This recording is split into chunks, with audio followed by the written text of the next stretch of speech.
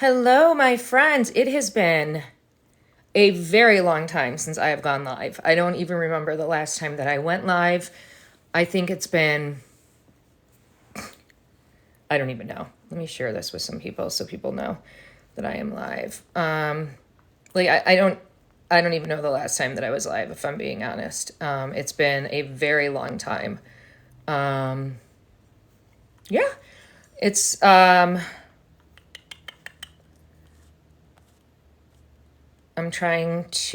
need to start going live like more often again.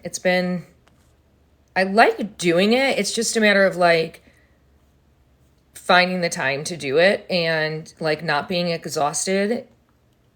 You guys, by like the end of the day, I know it has been so long. By the end of the day, I need to start oh, hey, Karen. I seriously need to go. Like, I actually love going live because it's like every time I get off a live, I'm like, oh, I love it. I had so much fun. I have the best people to talk to. I feel like so, like, I don't know. It just always makes me feel better too. But you guys, I don't know what it is. I don't know if it is the time of year. I don't know if it's the time change. There's a million and one excuses that I could use, but you guys, maybe it's my disease. I started a new medicine that you guys, if any of the spoonies want to stay on and talk after this interview that's starting at 5 o'clock and we want to talk spoonie stuff, we can definitely do that because life is heavy, Karen. That's right. I've started a new medicine and that whole story in and itself, only spoonies can fully understand and realize and recognize how shitty that is. I mean, like, it's just another issue that we have to deal with. So I don't know if it's that. I don't know what it is, but like literally I get done with work at 5 and I'm like tapped out. Like I feel like I can't even get out of my bed. You guys, have you guys seen this? That you guys probably saw this. That look at my pup. That's on that maternity pillow. I literally swear by it's on my store and I don't swear by those things, but look how it's on my bed. I sleep with that bad boy every single night. I swear to you, if you have chronic disease, it works. I'm not even kidding. I do go to bed. And you do go to bed, Mississippi girl. Really, I do. Like, I'm passed out, tapped out. Okay, so we are waiting for Dixie and Bob to come up. We still have 12 minutes. I wanted to jump on a little bit early. You guys, I'm really excited about this interview today. Hey, Megan. I'm really excited about this interview today. Hopefully, you guys, if you haven't had the chance, jump off the live real quick and go and at least watch a couple of my stories on Dr. John Forsyth. I know it's been so long, Megan. I'm doing the only interview that his family has done with a content creator. Dr. John Forsyth's story is absolutely crazy.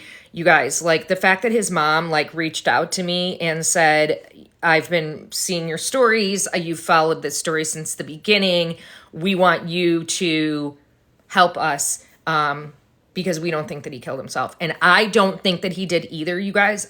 His family sent me his autopsy report and the 174-page police report. And believe me, you know I read both of those. Thanks for the love, you guys. You know I read both of those page to like, I like literally read those and I could not stop. And I'm telling you, if you read those, like, my chicken's up at 8 and 9. I know, that's what it is, Mississippi girl. Hi, girl, mom. It makes you question things even more. I will tell you that much. If you were to read, and I will tell you, I didn't know this, but apparently if you're on the Facebook page, the Dr. John Forsyth page on Facebook, apparently it is, thank you, Cindy. Yeah, tap that screen. Give me some love. That would be great. It's been forever since I've been on here. It's public, so you guys can go out there and get the police report. Apparently, it is public. So if you've been following this story and you guys are interested and you want to go search for that, apparently it is public on some Missouri police page. I don't know where it is. Maybe his mom or dad will know, but you guys, it is. It's a lot. So I don't know. Hopefully you guys, it will know his story enough to ask his parents some questions. His parents are going to be on here at 5:00. I thought I would get on a little bit early because there's just been a lot going on. You guys, I spent a lot of today watching in between doing work. This is Dr. John Forsyth's story, Ashley. I have an exclusive interview, the only interview actually that his family is doing with the content creator. He definitely did not, if you read it, kill himself. He was found. We are doing Dr. John Forsyth's, I'm interviewing his parents. It's the first and only, the exclusive interview. I'm excited I'm doing it too, Cindy. I don't know if what your thoughts are. I'd love to know what you guys think if you know his story. I would love to know what you guys think. He's from Cassville, Missouri, Ashley. Hi, Jen. I would love to know what you guys think, if you think that he did, in fact, unalive himself, or if he was, in fact. His name is Dr. Girl Mom, go watch my playlist. I have a whole playlist on him. Yes, I have a whole playlist on him. And so there's, I would say watch the older ones first. Yes, so let me do a quick recap on him. So last May, Dr. John Forsyth, who is an emergency room doctor in Cassville, Missouri, got out of his 12-hour, hi Honeycomb, got out of his 12-hour shift. And he he had one of those, it sounds bizarre, but he had one of those really bougie, expensive RVs, and he kept that RV in the parking lot of the Cassville, Missouri hospital where he worked, because he was always working. And so sometimes between his shifts or when he had a break or whatever, he would go into that RV and he would sleep or whatever. And so he got out of the work and he said goodbye to everyone, see you later, all the things. Hi, Marianne. I know it's been so long. I'll see you later, all the things. Now, Dr. John Forsyth did have 7 children from a previous marriage that he was in for a while, another child from a girlfriend that he had, and he was engaged, and his fiance was also pregnant. So there's a lot that kind of goes on there. And if you read some of the, even the police report makes it seem like he's this big player or whatever. But here's what I say about that. Even if he was, that doesn't have any, that to me has nothing to do with, he had to pay $19,000 a month in child support, but he could afford that because not only was he an emergency room doctor, he was a Bitcoin almost billionaire with a B. Him and his brother also owned a Bitcoin, hi Spud, a Bitcoin business. And so anyways, he said goodbye, I'll see you later, went to his RV to go to sleep or to go do whatever, and that was it. He didn't show up for his work at 7:00 that night. People were like, what's wrong? Where could he be? All the things. So there was a surveillance camera of him. There is a surveillance camera of him. I have moderators, right, guys? Cindy, I know you're here, so we're going to need some moderators here. So there are cameras of him. I don't need any drama in this freaking live. You guys know I am not about drama. Exactly. I just blocked, you guys. I just blocked. So, I think, Girl Mom, you are a moderator. Let me just make sure. I just added you as a moderator. So Girl Mom, I just added you as a moderator. So, you guys know there is no drama in my lives, none. So anyways, I just added you, Girl Mom. I just added you. So he was seeing that on surveillance, in an aquatic park in Cassville. And that was the last time that he was seen for 9 days until his body was found in Arkansas, in an Arkansas river 9 days later. And he was found with a single gunshot wound to the back of his head. And when he was found, it took forever. Thank you so much for the love, you guys. It took forever for police to say, okay, we don't know what this is. We don't know how we're ruling this. And when he was found, all this other stuff came out. The year before, he was actually kidnapped and was held, he had his hands zip tied and all this other stuff. like random weird things. And the gun was never found, right? That he unalived himself with. The gun was never found. The family never saw his body. Okay. So they never identified his body.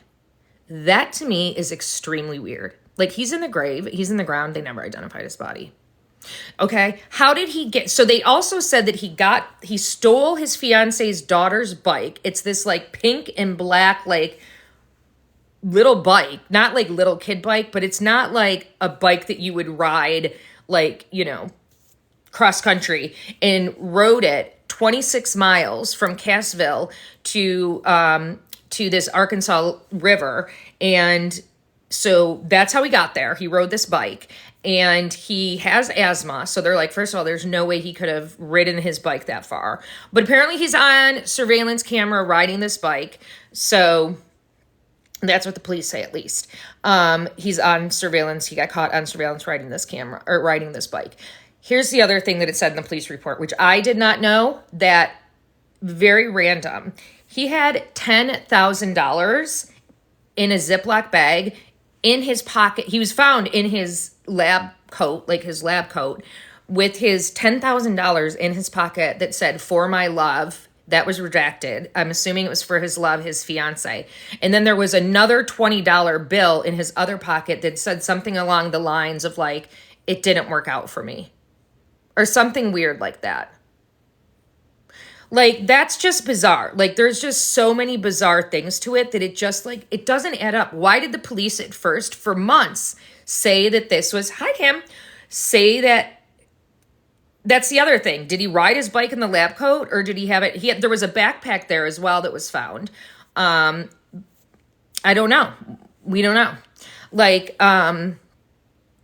it's just so bizarre. There's so many bizarre things to it. Like, there's just so many bizarre.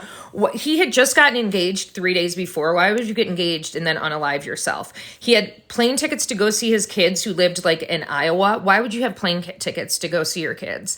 Like, there were all these things that just didn't add up. Why? Like, there's so many questions. He was in his he was in his 40s. Yes, his parents are being interviewed at 5:00 here. It's the first and only interview they've done with a content creator, his mom, Dixie, and dad, Bob. And they are very adamant that he didn't unalive himself. Why did the police for months say that it was a homicide? We don't know who didn't have an alibi. We don't know. I think it was crypto related. So after I did it, oh, you guys, here's a couple other things. He was found with duct tape around his mouth. Why, if you're going to unalive yourself, would you have duct tape around your mouth? Like, that just seems very bizarre to me. Like, you're going to put duct tape around your mouth before you unalive yourself? Why? It just seems to me like if you're going to unalive yourself, Lisa, this is Dr. John Forsyth. This happened in May of 2020. This year. This happened in May of this year. And so it's just been like the fact that his family did not get to see him again. Like, it's so bizarre. There were also a bunch of like investigators who were part of his autopsy, which typically doesn't happen. And I have heard, now I don't know if this is true, but yeah, that's the other thing I heard, Honeycomb, and it was 26 miles. I don't know, Mississippi girl. Isn't that weird? Why didn't they get to see his body? I also have heard, so he was found by 2 kayakers in this Arkansas river. Now, I have gotten a lot of anonymous, obviously. It is. Well, he was identified because he had his jacket on and because of a tattoo that he had by the police. That's exactly what I'm saying, girl mom. That's how the police identified him. Because he had his jacket on and because of a tattoo that he had. Y'all, that's not right. That is not right. So anyways, okay. So now when I've been following this story, people know that I've been following it. Obviously his family knows. That's why they asked me to do this interview. Hopefully they're going to be jumping on pretty soon. It's not, the math is not mathing. I get a lot of tips, like anonymous tips. And I tell people, like, if you're going to send me a tip, and I'm never going to tell people who it is. Like, even if your name pops up, like, you will always be confidential or anonymous. I got an anonymous tip from a person who is, hi, Sam, we're talking about Dr. John Forsyth. His parents are supposed to be on here doing an exclusive interview with me any second. Who is from the Cassville area, who's very tied into the police department there, saying that he was found by two kayakers in this river.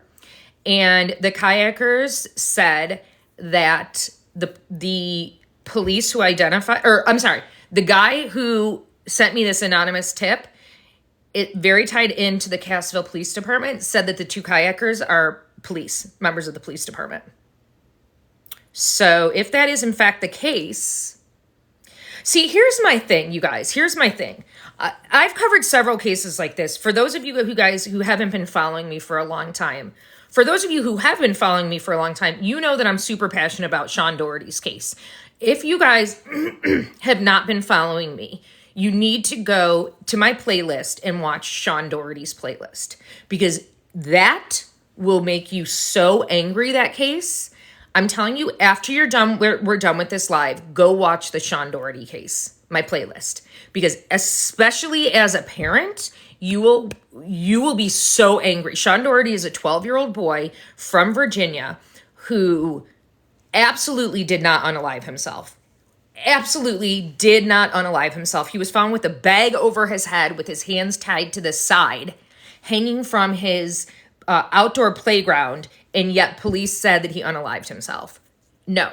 As soon as I heard that, I was like, this child did not unalive himself. I actually started working with his family and got his family 2 retired homicide investigators to donate their time. Thank you, girl mom. To donate their time. Okay. Yes, I do, Gamecock. To donate their time to reopen this case. That's what they're working on, to try to get Sean Doherty's case reopened, because he did not unalive himself. That was definitely a homicide. But here's the thing, and this is what I believe about this case with Dr. John Forsyth. If the police deem it a suicide or an unaliving, if they unalive themselves, they make themselves look like fools, right? They make themselves look like fools if they have to go back and say, oh, hey, there she is, Johnny's parents. Let me invite you. Oh, okay, so I can't do it. So, Dix, if you want to go to the bottom where it says get guests at the bottom, see it at the bottom, the little pink and blue person, just go there and hit invite, and I will invite you up to be a guest.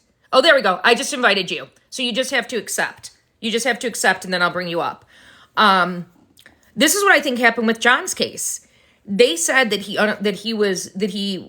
it was a homicide.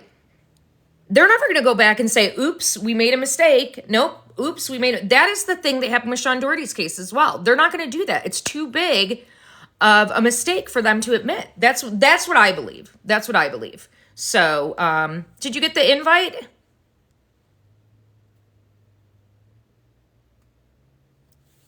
You should have gotten the invite, Dixie, by now. Let me just make sure. Yep, you're invited. So you just have to accept that invite, and it should bring you up. Fascinating Womanhood, you guys. That's John's mom's TikTok. So, and I think his dad is going to be on there as well. Hey, Southern Redhead. So that's what it should have popped right up on TikTok. It should say you've been invited. Like, it should have popped right up on your screen. Or you can see the 2 little blue and pink person right at the bottom of the screen, right at the bottom of your screen. There should be a thing, like a little circle there that says invite as well. You can hit that, and that should bring you up as well. Like at the very bottom of your screen. The multi-guest. Yep.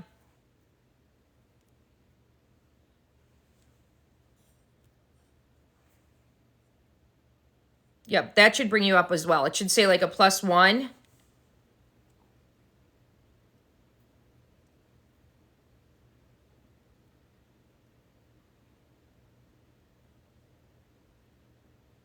It says Oh, it says multi-guest, not invite. But that's where she clicks, right, Jenna?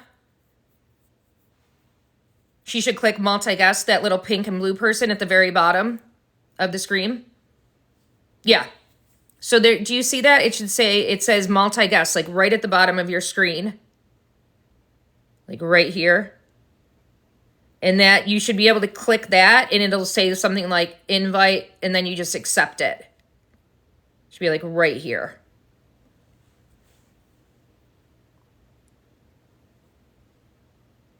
Oh, over here? This way? Over here, guys? See, I think it's backwards for the guest. Is it over here? Like over this, over here? Middle right, like right here?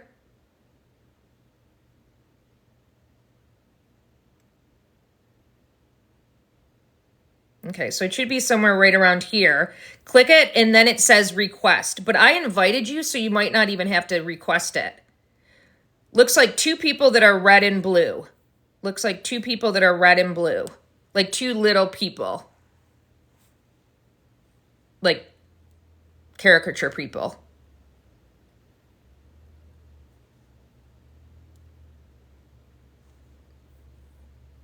Next to the rows, people are saying. See, I don't have the rows. So next to the rows, there should be... Hey, Tepsom, we're talking about Dr. John Forsyth. His parents are about to get on live, and we're going to interview them. Oh, it's right beside the comment box. Right beside the comment box is where it is. I think I have to invite you again, maybe?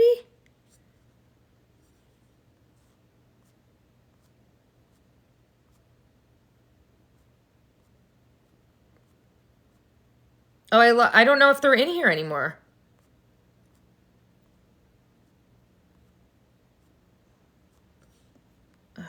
I don't see them. Yeah, I'm going to try inviting them, but then I don't see them in here anymore. And I can never remember her name. Does anyone remember her name?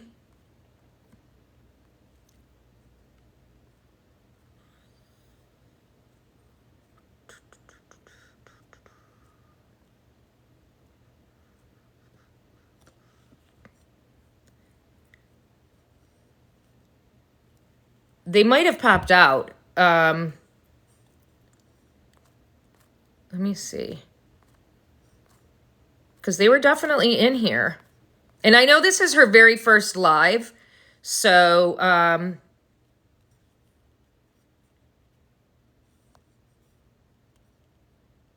I just sent them another guest invite. So we'll see if that works.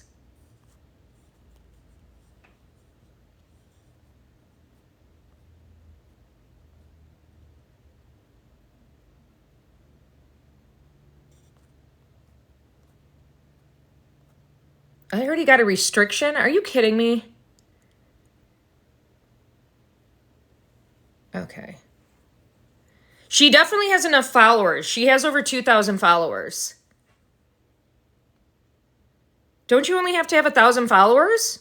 She has over 2,000 followers. No, she has like 2,200 followers. That's definitely enough. I thought you only had to have 1,000. No, I invited them for sure. Yeah, I thought that was enough. I thought like 2,000 was enough. I thought you only needed 1,000.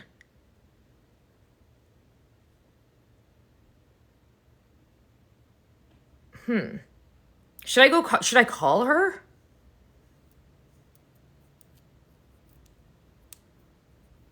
Because they were definitely in here.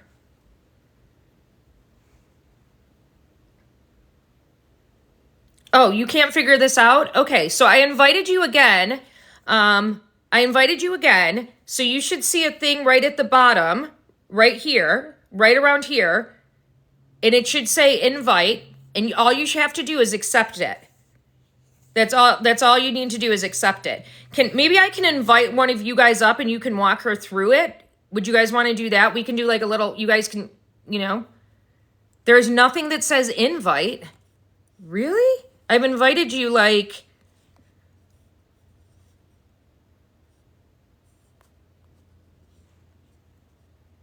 Right to the right of the comments, it says.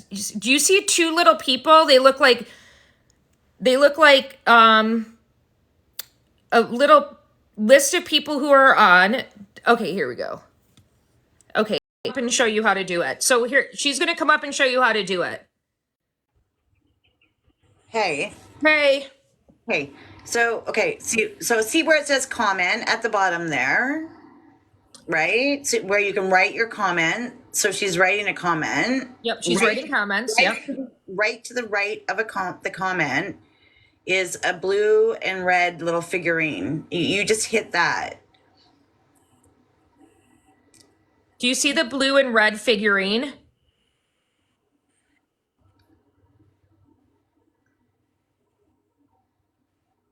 Like right next to where you wrote the comment. Do you see the blue and red figurine?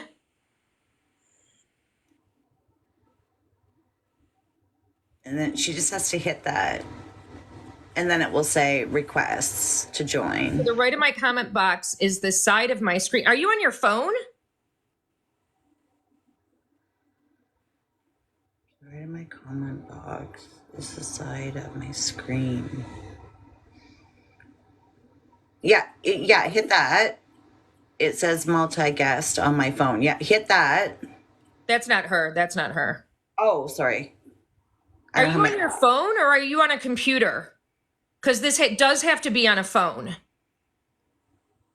Because I wonder if that's the issue.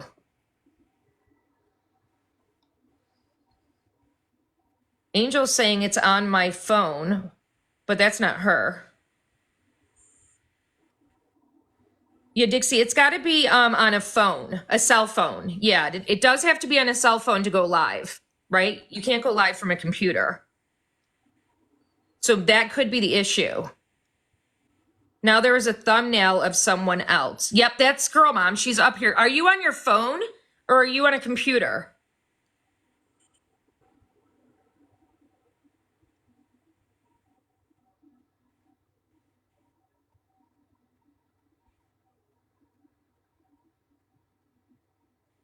Dixie, are you on your phone or on a computer?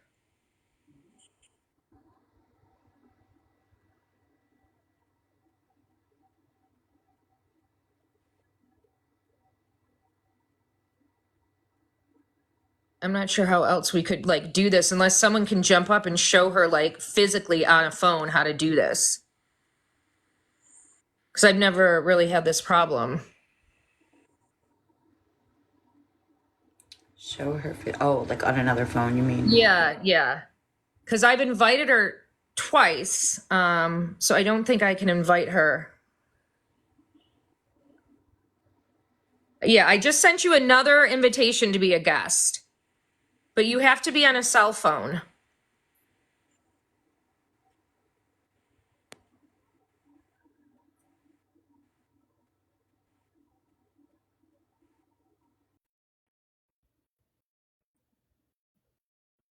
Change my boxes and then she can hit. I'm not on a cell phone. Yeah, you have to be on a cell phone. That's the problem. Can you get on a cell phone? Can you join TikTok from your cell phone? That's the problem. Should have asked that right away. No, you've got to be on a cell phone. That's the problem, you guys. Okay, jump on your cell phone, jump out on your computer, jump back on a cell phone, and then it'll be much easier for you. You'll be able to see it right away.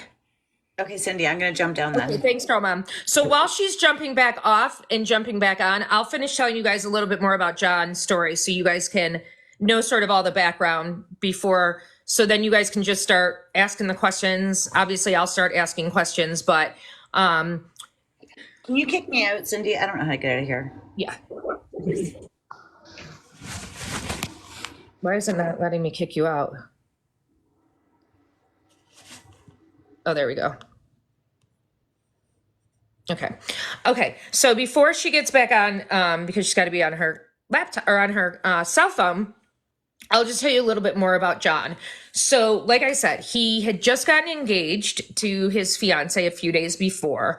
Like he had to pay this $19,000 or whatever it was. There was not a second autopsy requested. It was like everything happened so fast that they were like, didn't even get to see. I mean, the whole thing is just so bizarre. So people are saying that they should ask to get him exhumed, you know?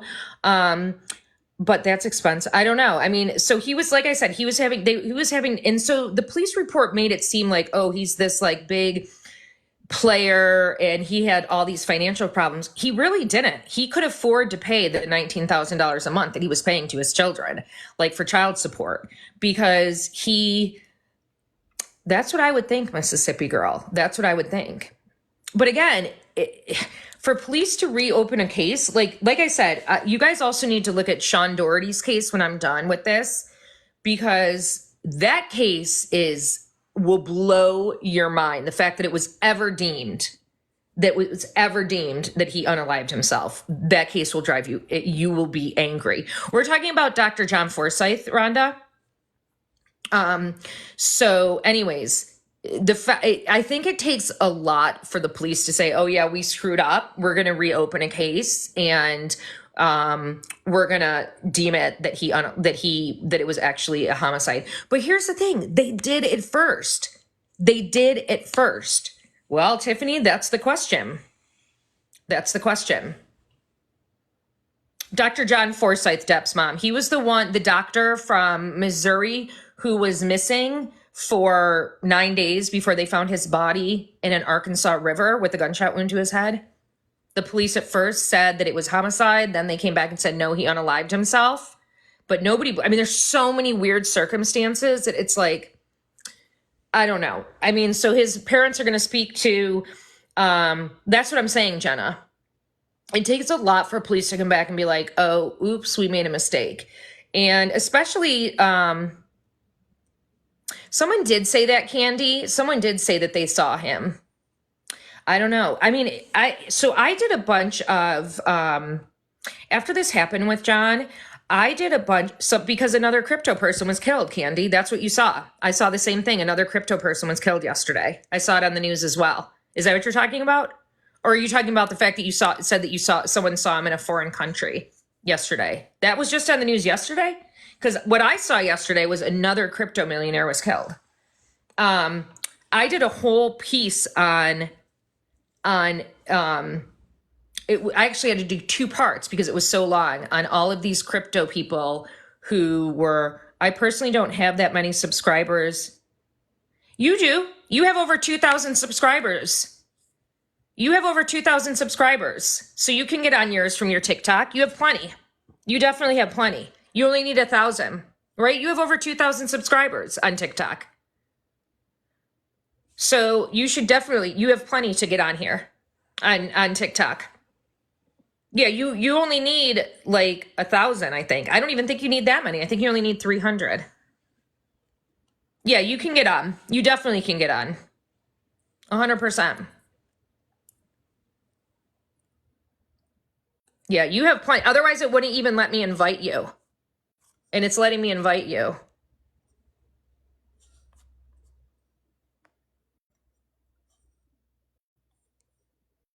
Yep, I just invited you again. Yeah, I don't even think it's 1,000. So I think it might have something to do with crypto. I don't know. It just seems like there's a lot of crypto, weird crypto things that happen. You know what I mean? Like that's based on, so I did 2 videos on crypto. Who's safe, Jenna? His mom?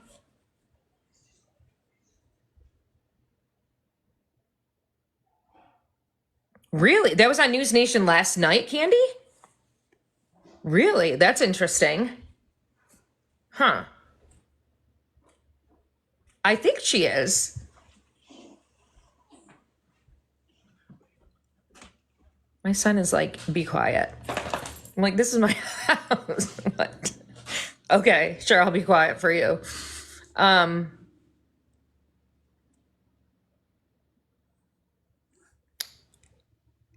So,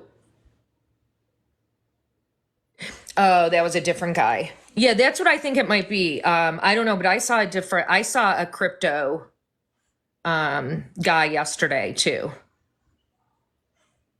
Oh. Hmm? His mom would know, that's for sure. Here's the thing. My daughter runs this account. I am trying to find what the thumbnail.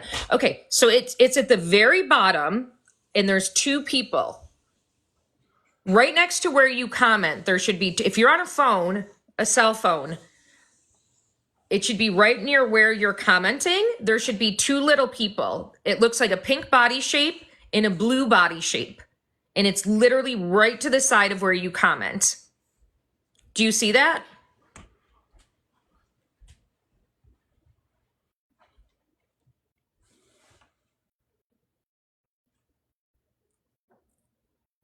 Between the comment and the rows. Yeah, you're right. It's just like a head and shoulders. That's all it is. Okay, what do you want, Chopper? What do you want?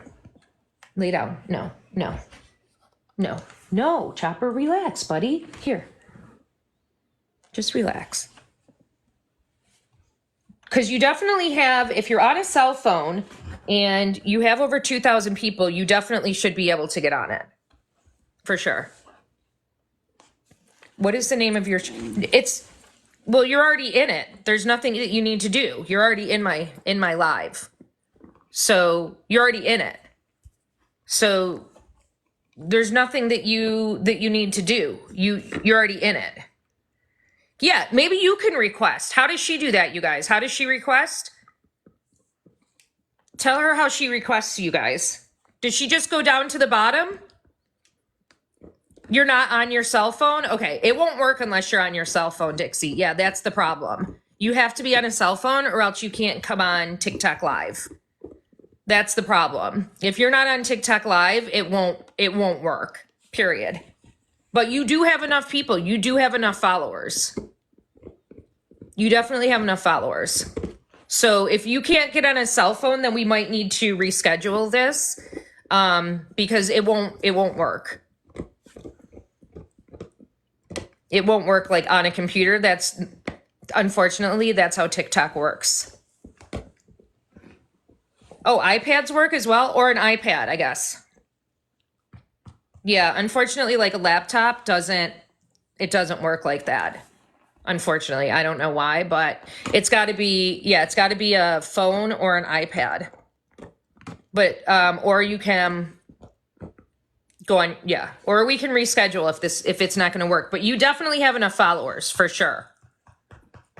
Yeah, you guys. So, anyways, so those are all the things with John. Like, there's just a lot of random weird things that just has his family questioning. And I understand that. I mean, none of it makes sense. I mean, it doesn't make sense. And I would be questioning as well, he was a very successful doctor. Like, what? It just didn't make sense that he would just all of a sudden up and end his life. You know what I mean? Like, there just were no real signs pointing to that. There was no note left behind. Yeah, it's just like, why was his car at that aquatic center? Like, that's just kind of a weird place. You know what I mean? Like, there's just a lot of questions. While we're waiting for her, you guys, did you see that the trial started today for Lake and Riley? Do you guys know who that is? The University of Georgia girl who was unalived by the Venezuelan illegal immigrant. The trial started today. I don't know if anybody has been paying any attention to that, but that was on in the background today while I was working. It was on court TV. Well, I think it was on both of them. But it was on court TV today. Has anybody been paying attention to that? Oh my God, the 911 call. Like, you can hear things. You can hear things in the background. Did you see the video, Southern Redhead, of him trying to break into the other girl's apartment that morning of? Oh my God. It was, they have a lot of evidence against him. That's why I can't either, Candy. I try to just pick and choose like the ones that I follow. This one hits close to me because it's UGA and I live in Atlanta. So he is the illegal immigrant from Venezuela who had gotten arrested in New York, but fled New York before a trial and came down here, was living in an apartment that overlooked this running trail that she ran on all the time, and went for a run in February. She was supposed to graduate in May as a nurse. And at 9 o'clock in the morning, so it was daylight, she had her phone, she was doing everything right. And like, he killed her for literally no reason. It was a crime of opportunity. They said they don't have any proof that he essayed her at all. However, today they said that he had pulled like her sports bra and everything up so her breasts were exposed and her running pants were down to her knees. So he definitely knew what he was doing when he left her there. He wanted her to be exposed. He also was out that morning. Like, he literally, I watched,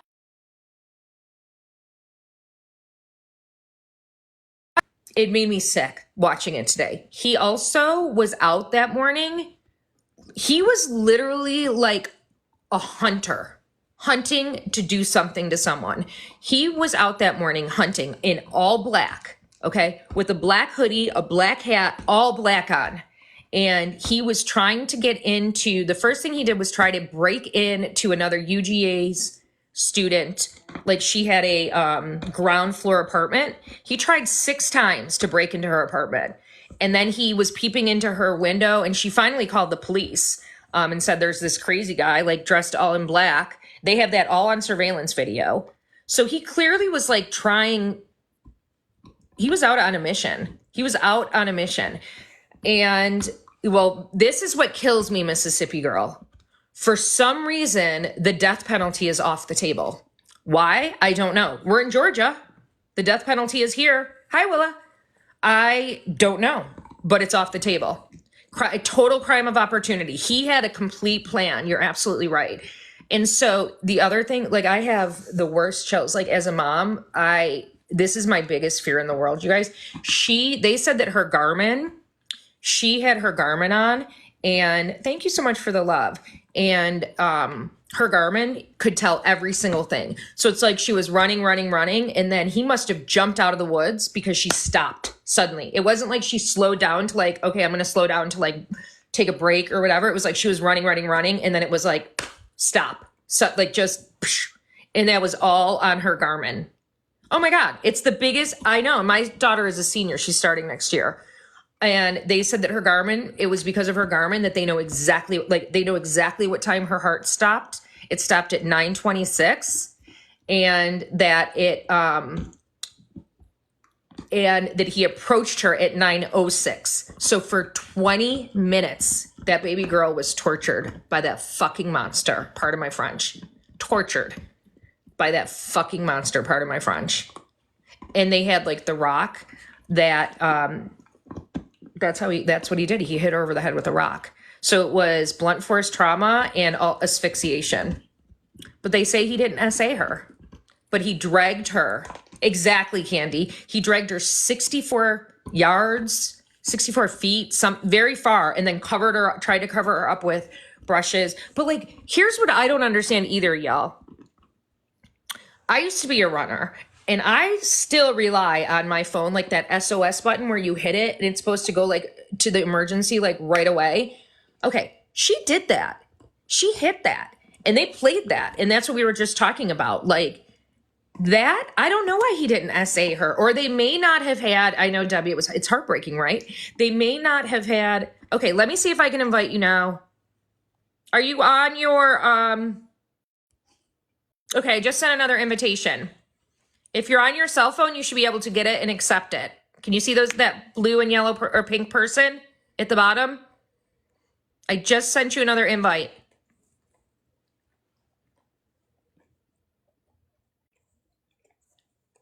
Like right around. We can go back to talking about Lainey after this conversation, because I am so frustrated the death penalty is off the table for that one, you guys. I have to tell you, I don't understand. I don't understand. Can you see it yet? Dixie, can you see it?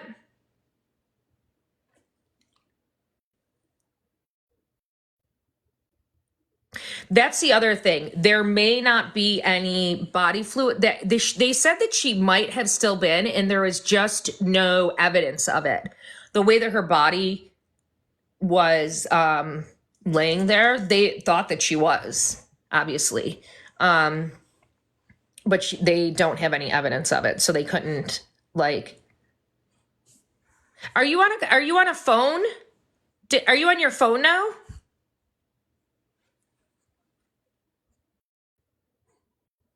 Can someone take like let me see if I can take a screenshot of it. Okay, hang on. Oh, I can't because I'm not on.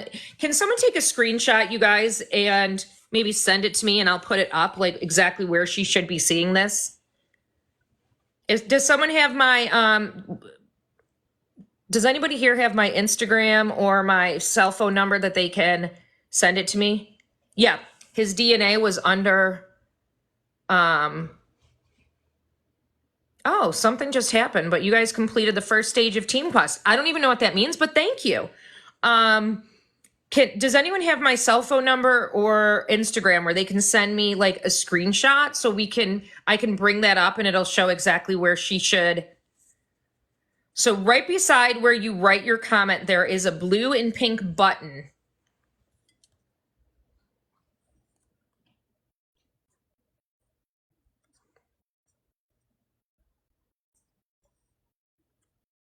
Yeah, because I've invited you now again.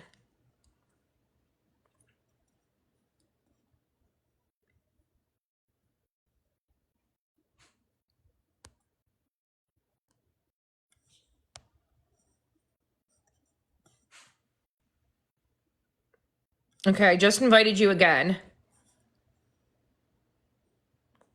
Okay, thanks, Jenna. On the bottom right of your screen, Angel is saying.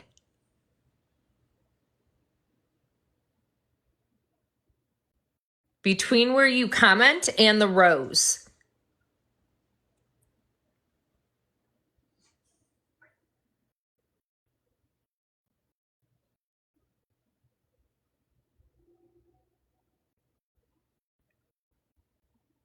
Next to the happy face.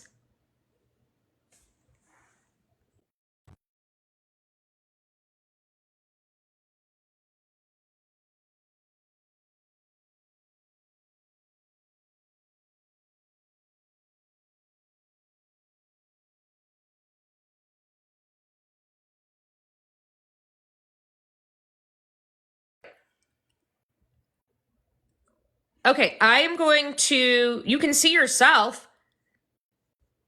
You're on your own live. That's why you're not in my live. Why is she in? Okay, here we go. Let me just show you. Okay, there is a way that I can bring up the green screen. Oh my God, it's been so long since I've done this, you guys.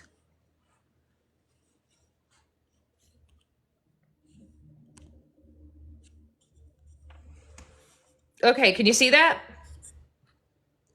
Now, let me get my... Where?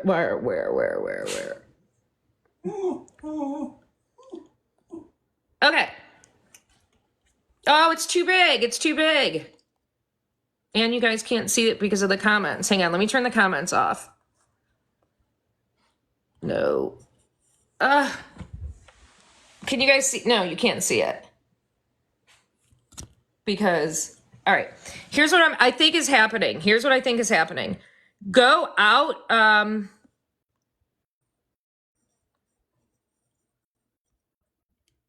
okay. Go, why is my background like that now? Okay. Go out completely. Because she can see herself. So can I bring her in as a host? How do I...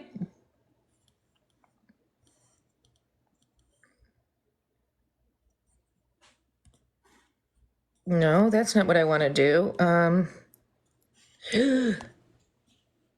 Okay, that's not what I want to do. No. Cancel. All right. I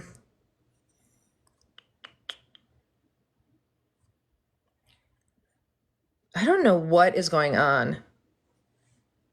So I am 716 girl in ATL. 716 girl in ATL. See up there at the top, 716 girl in ATL. So if you get out and you go into that, you'll see on my little profile picture, you'll see it'll say live. So just hit that live. Go to my profile and hit live. And that'll bring you in here as my guest. And then I can bring you up as a guest. That should work. So go out completely, come back in on your phone as my guest. I don't know. If this doesn't work, we're gonna have to reschedule and figure it out. Because we've been trying for like 40 minutes. Yeah, she's in. But it's weird she can see herself, though, you guys. What do you think that's all about?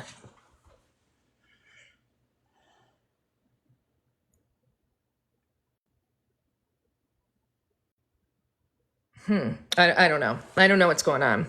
You see me. Now you see me. Okay. Okay, I just sent you again an invite. I just sent you an invite.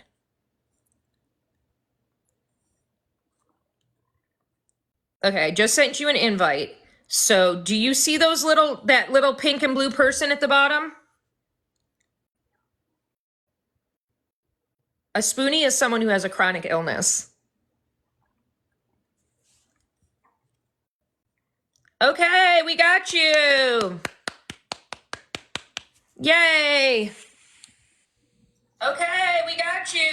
Oh, we're echoing though. Yay. I have to get out of here. Something's gonna have to be on mute or something. Can you put your camera on? Your camera, is this off? No, but that's the wrong camera. Oh, that's the wrong camera. Okay, can you hear me? We can. Where is the camera? Are you on your phone? Yes.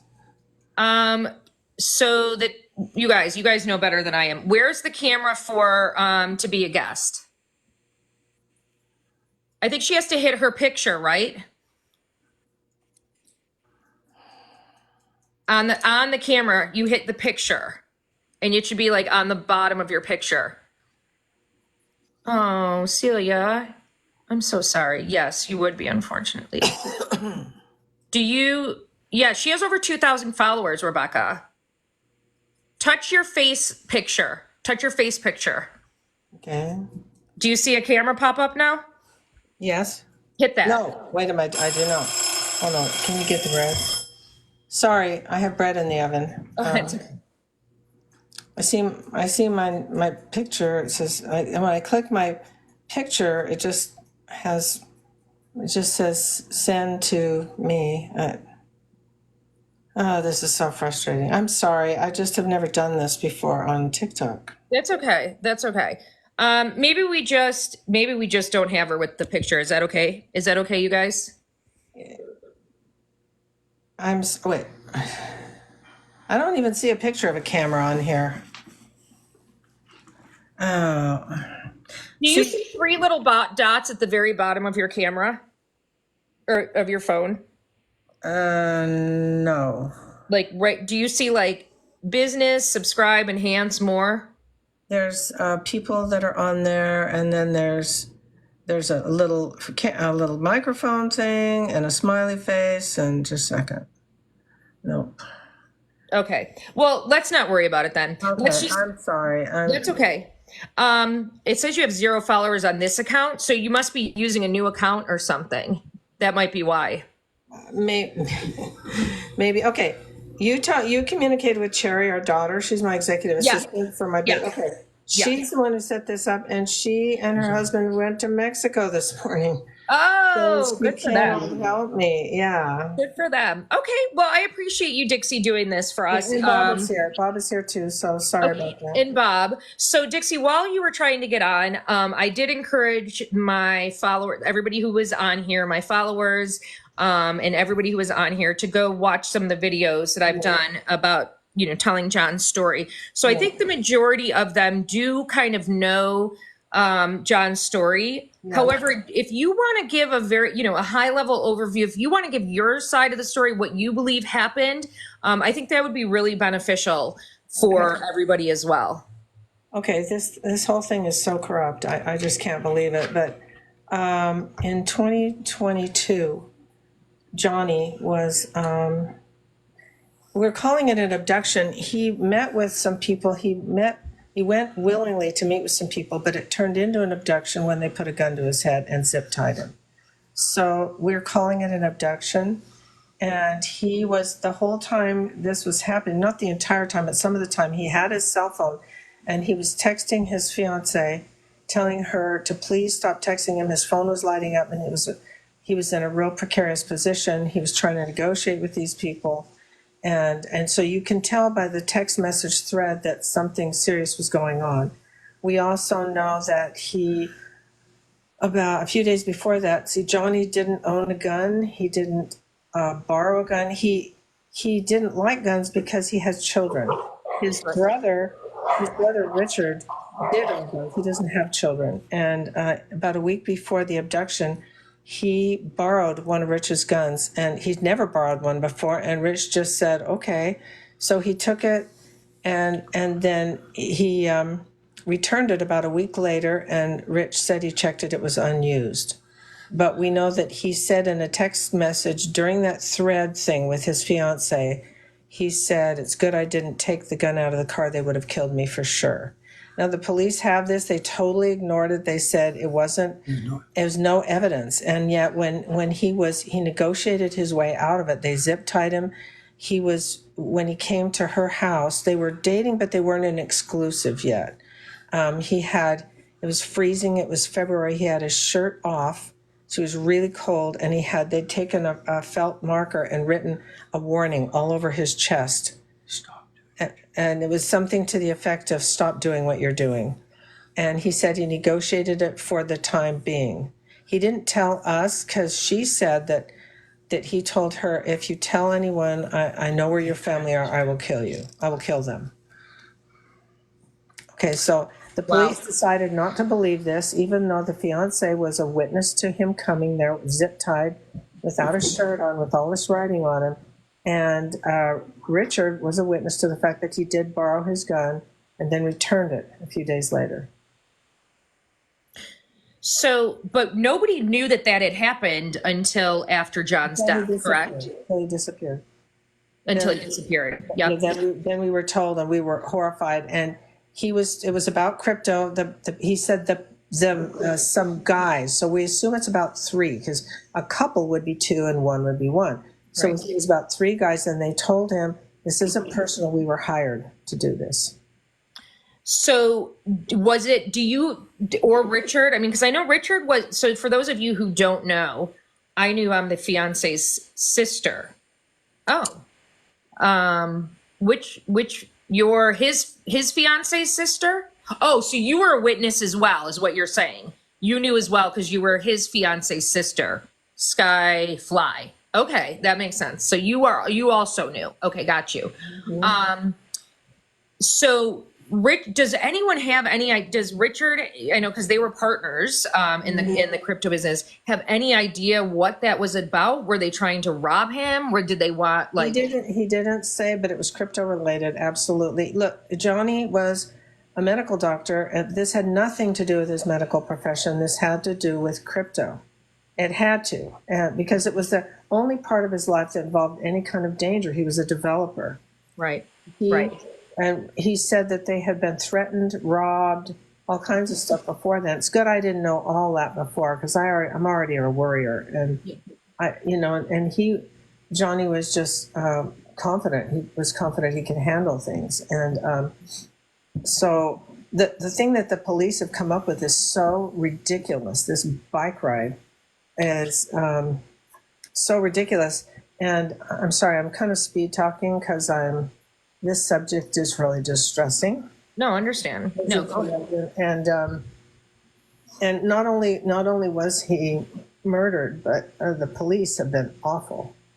Yeah, I mean, so I told everybody a little bit about how, allegedly, rode this bike 26 miles, to the river in Arkansas. Actually, it was a lake. It's a big lake. Okay, a lake. So talk to me about though how that, I mean, me and you had talked about this, like he has asthma, like was he wearing his lab coat as he was? He was last seen by one of the nurses, a nurse who walked him partway to his RV.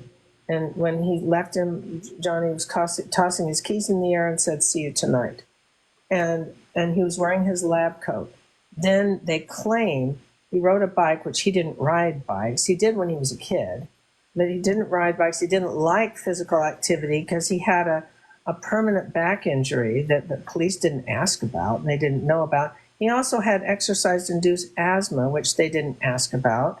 And so he couldn't mow a small lawn, without using an inhaler. He had a kind of a sun allergy, very fair skin, and he would have had to wear sunscreen. Plus, he had Benadryl in his system, which he always took after a 12-hour shift, all-night shift, so he could sleep, because he had another 12-hour shift that night. He had Benadryl in his body, and they claim he rode a bicycle, which he didn't own, 28 miles over windy, hilly, no shoulders, narrow roads, dangerous, and no one saw him. There were no eyewitnesses that said they saw him. If that bicycle ride falls apart, which to me it doesn't even stand a chance of holding up, they can't place him at Beaver Lake by himself. It means he had to be homicide. There was another person, it's homicide. For sure. And I don't know if you're seeing the comments here, but Jonab, and he's absolutely right. Like, why would it makes no sense that he would ride a bike 26 miles, like park his car at like this aquatic center and then ride a bike 26 miles when he had a car. And then he had number one, he had no motive. He had no motive. He didn't believe in suicide. He talked about it all the time. He had a sign that my brother carved from that used to make me mad. It said, "Depression is a sin." And I said, "Hey, don't put other people's sins on there. Put your own." And he didn't like it. He just got engaged. He had come to our house a few days before and said how excited he was that his divorce was finally final. And he said next year is our year for his cryptocurrency. And he had absolutely no motive. And the motive the detective told my daughter Cherry was he was just tired. Yeah. And this business of paying money, when you make $80,000 a month, paying $19,000 to your ex is not a problem. He paid $15,000 to her for years before when they were first divorced and never complained. He told her to put whatever she felt was fair, and because he was busy, and for how much he paid. And when he found out she put that much, he didn't think that was right, and he planned to contest it, but of course he never got a chance to. But he never complained. He could afford the money, right. And he always said that he would always love his ex-wife, and he always would take care of her. He didn't want her or kids to ever go without, and so he said, "I will pay for her," and he gave her a credit card with a $5,000 limit on it, right, plus the $15,000. So saying it's about money is absolutely ludicrous. Well, yeah, I mean, and I think that is, again, he clearly did not struggle for money. I mean, in everything I read, he was a millionaire, almost a billionaire, allegedly. So Girl Mom had said, was he not seen on surveillance riding the bike? That's what the police said. Okay, that's what they claim. But guess what? They never asked anybody, any of us who actually know him, to identify him. And they said he was wearing completely different clothes than he was wearing last seen at the hospital, and that he was seen in the lake. And so they claim he changed his clothes. Oddly enough, we did some research of our own, and there was a young woman who was missing right around the time that he was, and she was last seen on a bicycle with a black hoodie. Oh. And a survey. And you know what? The thing is, they did send a couple of stills of the surveillance to his oldest daughter, who sent one to my brother, who just, I don't think he's ever got them. He was shown them. And he said, you can't tell who it is. It's just from a distance. Yeah, that's and Jonah McGedd said, did the family ever get to watch the video from No. Rogers Tire, or did you get Freedom of Information Act No, request to get it? they've been promising us since April, and they have never sent anything. And you'd think that not that they would have people who actually know him to identify, is that him? Plus, the bicycle that they said they found had no DNA, no fingerprints on it. They cannot forensically tie it to him, and it was found like 200 yards from his body, up Yeah. on a hill.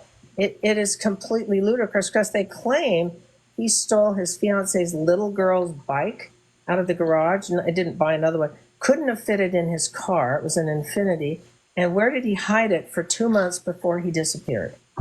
And why again would he ride a bike? Like that just make when you have a car. Like Anybody who knows Johnny, there is no way he would ride a bicycle, especially taking sleeping aids just before he does it. And let's be And real. physically, it was not a 10 speed. Exactly. He's a Physically. big guy. Like he's a big guy. Like to fit on that little of a bike would be so hard. Just the physical act of being able to do it when he wasn't that physically fit. He wasn't. He didn't do a lot. He worked real hard in the hospital and stuff, but he wasn't a physical fitness guy. So because he had this spinal injury, so for anyone who's even physically fit, who's a bicyclist, to do that would be a huge feat and very dangerous because it was such narrow, windy roads. No one reported seeing him. And the first surveillance that they claimed picked him up was, guess what? All the way into Arkansas. I'm sorry, I missed what you said because my dogs. All What the did way you say? into Arkansas. No video footage of him anywhere near Cassville where the hospital was. It was Yes. in Arkansas. And they claim nothing picked him up until Arkansas. And there were many businesses that had surveillance that could have. Yeah, I mean, none of it makes. None of it makes sense at all. And so Jonah McGann is saying that you legally they only have 30 days to get you all of this information. And I think that is probably what needs to be started. And I agree because the case is now closed. So they legally do. And then Sarah said, do they think he died the day he went missing or days before he was found? Okay, that's another thing that is so sloppy about these guys.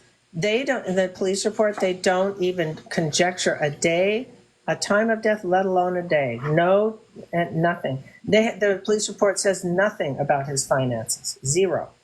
They also start the police report out calling him a female. Like there's so many mistakes. Yeah, it's so bad. It's so bad, and it's so sloppy, but they're so arrogant. Also, they targeted his brother Rich right from the beginning. They yelled at him and told him, "I know you did this," so they didn't think it was suicide. No, that's what I mean. I did a report on it that they flip flopped. Right at first, it was like we don't know. Then they said homicide. Then they said, "Oh no, he unalived himself," and it was like. Well, they also said that in the police report that the weapon was a Glock without a casing, which they never found. They could not say what the gun was. No shell. No gun. No gun, and they couldn't find a gun. No gun, no suicide. His pants had dirt ground into, which meant he was kneeling. You can't get dirt ground into your pants by kneeling in a lake. Right. So it was like you believe that he was kneeling kind of with his hands over. I don't know where his arms were, and you said earlier he had duct tape on his mouth. It was wrapped all the way around his neck. Mm-hmm. It wasn't just on his mouth. Like, that's crazy to me. Like, the fact that there was, and then there was also, I was talking about the money that was found in his pocket, if you want to explain it. Okay, they said there was $10,000 cash found, and with a note on it that said, for his fiance. But what kind of a guy would leave that in his pocket, not having any idea whether they would ever find his body or the money? And then it was a plant. It was a plant, and so was his backpack. Oh, and wasn't there a $20 bill found as well? That said, I've never heard that there was a $20 bill. That said something weird on it. I didn't get to finish. Well, okay, what was written in purple ink on his medical jacket, his lab coat, was S. Nakamoto, which is the accepted name of the founder of Bitcoin. And that was written on his body. Plus, he had, the autopsy said he had purple ink on both hands. I write with a pen every day. A lot of you do too. I never get ink on my hands, let alone both of them. Right. So I asked ChatGPT, how could that happen?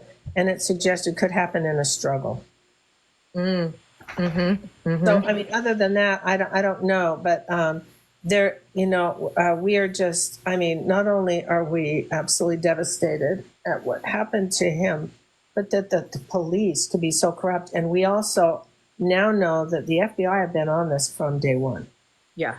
And we asked the detectives, are FBI involved? And they got mad and they said, no way. If they were involved, they'd be interviewing you instead of us, which isn't true. And so we know they're involved now because they did interview Richard. Oh, okay. Yeah. They waited till it was closed. And the guy that interviewed him, the agent, is not interviewing it as a suicide. He's not interviewing it as. He said he's a specialist in organized crime and gangs and cryptocurrency theft. Okay. So let's talk about this, because this is one of the biggest, craziest things of the whole case, I think. The fact that you guys never identified his body. No one who knew him, no one who ever knew him identified his body. And the way the autopsy was described, I think they had to identify him by his lab coat, which technically, forensically, could have been on any person. Well, that's the thing. I mean, I don't understand how they could do that. Like, oh, someone could have put that on him. Sloppy. But, and the thing about the tattoo, they couldn't have identified him on the spot because he was wearing clothes. It had to be in the medical lab.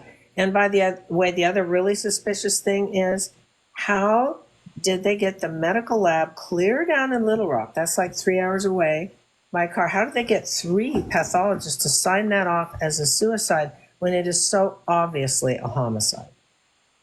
And didn't you say something about how there were like police investigators in with which is never supposed to happen, in with the autopsy being done as well? I don't know whether it's supposed to happen because that's not my field. They claim they watched it. I don't know. It's not supposed to happen. Whether that's a thing, but three, and also there are some really weird things that happened in our family did an investigation of their report. It's really extensive, and one of the things we found out is that the police, what's it called, the prosecutor, that's an elected position. After just a few months after this happened, he retired 2 years early, and somebody else was put in. Huh. This is an elected position. The head guy that did the main autopsy was really young, hadn't been out of school that long. Yep. He, just a few months after this, he got promoted to the head of the state crime lab. Yep. Oh, wow. There's all these weird promotions and weird retirements. The guy who took his place retired early. Mm-hmm. And we don't have answers for that. It's just really, it looks really fishy. And no, the whole thing, the whole, and Jonah's bringing up a lot of, listen, Jonah, as you can tell, is very much does not think that he unalived himself. He absolutely thinks that it's homicide. And one of the things that he wants to know is, did you get a chance to listen? He said, did you listen to the 911 call? They didn't want anyone at the scene and cleared it super fast. Did you? No, we didn't get to hear anything like that. And he wants to know, like, if there's been talk of you guys, and several other people asked this too, if there's been talk about exhuming the body. No, okay, my brother is a pathologist, and he happened to be visiting here right when this happened, and Johnny was named after him. His name is John, and he called the coroner. Coroner is different than the medical examiner. The coroner was there and helped get his body out of the lake. Mm-hmm. And he told John, my brother, that where the bullet wound was. Otherwise, the police wouldn't have told us. And so John, being a pathologist himself, he said, oh, it was an execution. Because he said in all his years of practice, and he knows a lot of pathologists, he has never seen anybody who committed suicide that way. A head pathologist of the University of Medical School up in Columbia, Missouri, John talked to him, and he said no one with medical training like he would have ever shot himself there, because he knows that the body, there's too great of a risk of you missing and just maybe causing permanent damage and not killing yourself. It's too difficult. And a medical doctor would have known that before anyone else. Yep. So, I mean, this thing is so full of rats that we think that there had to be something some like some kind of organized crime for them to get the medical lab way down in Arkansas to sign. They risked their licenses by signing that thing off as a suicide. Yeah, that's why it's going to be so hard. That's the, what we've been talking about is why that Freedom of Information Act, getting these things that Jonam is talking about. And Jonam, if you want to come up here and talk, I'll invite you as a guest. You don't have to accept, but, if you want to come up here as, actually, I don't know if I can invite you as a guest. See, it's not letting me invite him, but it's not. Okay. It's not letting me invite him for some reason, but you can always request to be a guest if you want to. Let's see. Now Bob hasn't spoken. I'm a big talker, but he's here. Jonab is. I feel like Jonab. I don't know if you know him, no. Dixie. I don't know why they're warning. I just got a warning about your. With TikTok, you have to be careful about what you say. Sometimes that's why I keep saying unalive instead of. Oh, okay, sorry about that. That's okay. I know you've never done a live. I should have warned you about that. Not on TikTok. I've done it on YouTube and Instagram. Yeah, TikTok is the most you have to be careful on by far. They censor the most. Jonab, so you have been very vocal about this. So I don't know how much you want to share or what you can share. But what do you want to share? What can you tell us? Okay, so my name is actually Jonna. My last name starts with a B, but so I am a local from Cassville. So I've been very, very connected to this case just because my best friend worked with him. I mean, my best friend is like my sister, and she actually worked his last shift with him. I personally have worked for the prosecuting attorney's office in Berry County. I've worked for the Benton County Circuit Clerk's office.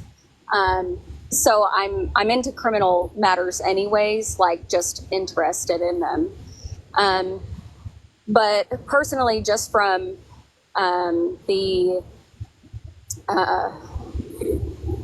from everything that has happened throughout the case, and where his car was found, like at the Aquatic Center in Cassville, very weird place. It was like kind of like back by the dumpster, like where nobody would be. And then at first, there was, they had stated that there was video, but you couldn't really see anybody. And then they stated that there was a white car, but then there wasn't a white car. And then they couldn't identify that. But, and I do have to say the Aquatic Center isn't around a lot of businesses that would have cameras back there. But for him to get from Cassville even to Gateway, or I guess they're saying Garfield, where the Rogers Tire Shop is, that is a haul. And the road just from here to there is a very busy road. Somebody should have seen him. Somebody would have called something suspicious in, or something, like it wouldn't just be ordinary. Like most of the people that travel on this road are like people on bikes. Like it's very dangerous to travel on this road, especially from that tire shop where they're claiming that they've seen him all the way up down to the lake. Mm-hmm. And then the place that he was found, I just don't, I'll probably share the piece that I had shared with you with the family later. Okay. Just so they can check into that. But I just feel that the family should do an FOIA request in paper, because anybody can get all of this information, all the videos, all of the reports, but it has to be in writing and for specific items. But they would legally have 30 days to give it all back to you since the case is closed. Most places can use the excuse that the case isn't closed, so they can't give anything to you. but this case has officially been deemed closed. Well, So, let me just say can you still hear me? yes. We checked into this, and Arkansas is different than some states in that you only can get the Freedom of Information Act only if you're an Arkansas state resident. They don't have to give it to you otherwise. Well, I'll try to work on that for you. That's kind of bizarre. I don't know why Arkansas would do that, but that's, yeah. And Especially if you're family. Especially if you're family. well, they don't consider us next of kin. They consider his oldest daughter and his ex-wife. His oldest daughter wasn't speaking to him for 2 years before this, so she wasn't a really good contact. So anyway, that's a real complicated thing. So, but they became hostile to police. Became hostile to us within the first month. And I see that with the local police here, because Berry County and Benton County are right together, and I've seen a lot of shady stuff happen just within the prosecutor's office of me working there. Did anybody bring up on here yet that there was a man, our son Richard? This was after the case was supposedly closed, and he was in the park with his wife walking their cat, and they ran into a guy. Just started talking, and he about the cat, and he brought up that he had just moved from Arkansas, that he'd been an Arkansas state policeman. He was a state police. And when he heard about what happened to Johnny, he said everybody in law enforcement was talking about that case. And he said everybody knew that he was abducted from the aquatic center and taken down to Beaver Lake and killed. And he said we all knew it. And he said there was so much corruption in law enforcement in Arkansas, that's why he quit. Yeah, I mean, it sounds like it. There's no two ways about it. Like, it sounds, I mean, I did a piece after I started doing John's stories on how many people, like how many crypto deaths there were, suspicious crypto deaths all over the world. And it was a 2-part series because there were so many. Andrea wants to know, is there any chance that he's actually not deceased since they never actually got to see his body? I would like that, but he is not here, and it's very strange. Now, somebody mentioned another autopsy. I asked my brother, the pathologist, and he said he thought it would be really stressful, and the chance of you finding anything would not be very great because the gunshot wound is obviously the cause of death. Right. So what are you going to find? Something you already know is there. So. Right. Yeah. So there's no, so even though you didn't see his body, like you didn't identify his body, you still feel like it is John whose body was in the lake. This is Dr. John Forsyth we're talking about, you guys. Yeah, I don't like thinking about that, but in other words, as opposed to him hiding out somewhere, I don't believe. Oh, witness protection, someone's saying. Oh yeah, witness protection. I've heard that with witness protection, they don't disappear you without a soul who knows you knowing. You just leave them in agony the rest of their lives. He left a pregnant fiance. He wouldn't do that without. He told her also a few months before this happened he might have to disappear, and if he did, as soon as he could, he would find a way to get in touch with her. So she, I think, wonders if just because it helps her just keep from falling apart more, is if maybe he will do that. But he hasn't. I mean, he had a lot of crypto, but nobody can find any of it, by the way. Really? Yeah, but he was a developer. He had everything encrypted. He wasn't just out in the open. It wasn't like a bank account. Sure. And everything was really encrypted, and he was different. He was unusual for an MD because he was good at medicine, but he had he was a math and physics guy in his heart, and he talked about it all the time.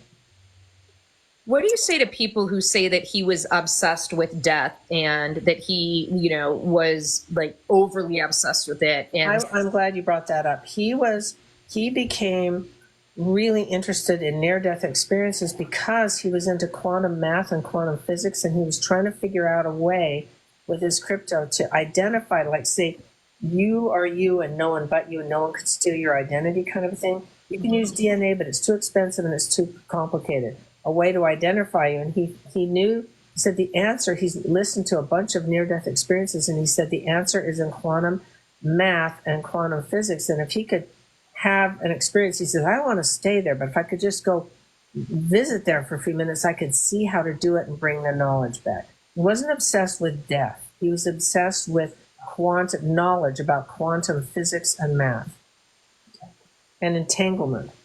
And he was definitely believed in God. He said he believes that quantum is the math that God uses because it's beyond this earth in the sense that not that it's magical or anything like that, but the math we use on this earth is more linear. And I'm not a math person, so it went way over my head, but he would get out these charts and draw all these things for us. And he said the answer is in quantum. And people who had near-death experiences often describe things. He says they've seen some of this. Yeah, and one would think if he was obsessed and he said, he wanted to, it makes sense that if he was obsessed, you're right, he would want to bring that knowledge back to Earth to kind of study it. Yeah. And so you're not going to do that with a gunshot wound, right? You're going to do that with some other type of. Well, he was looking into doing some. He says there was some ketamine. Sometimes Right. when people took ketamine, they had. He said you can kind of force that experience in a safe way because you do it in a clinic where they totally observe you. And Yes. that's what he did. I think he did it 2 times under supervision. He said nothing happened. And then when you took us to dinner this one time, I said, have you done it again? I never approved of it, by the way. Yeah. And he said, no, I don't have time. Mm-hmm. I don't have time. I'm way too busy. Mm-hmm. So you think that it was obviously, do you think that what happened is related to his kidnapping back in 2022? Yeah, because it's one of the notes on him said they rejected my offer. They rejected my offer. The police act like that's a getting rid of yourself. I don't want to say that word. Kind of a thing. And to us who know, there's no way. They rejected my offer.